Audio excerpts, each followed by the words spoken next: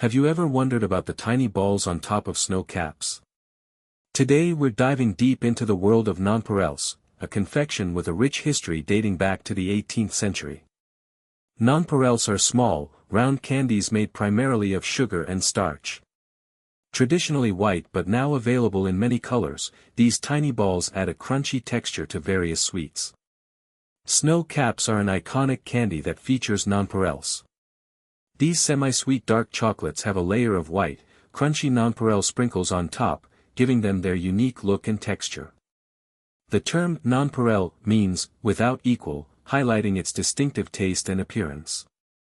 These candies can be traced back to the 18th century, marking them as a classic treat with historical significance. Nonpareils are not only used on snow caps but can be found in various desserts and candies around the world. They are known as hundreds and thousands in some countries, showcasing their global popularity. Nestle snow caps are a popular choice for movie theaters, offering a perfect snack with its combination of semi-sweet chocolate and crunchy nonpareil topping. This classic treat is enjoyed by many in cinemas worldwide. Nonpareils have sparked the rise of sprinkles, making them an essential ingredient in modern confectionery. Their unique properties make them a versatile and beloved addition to many treats.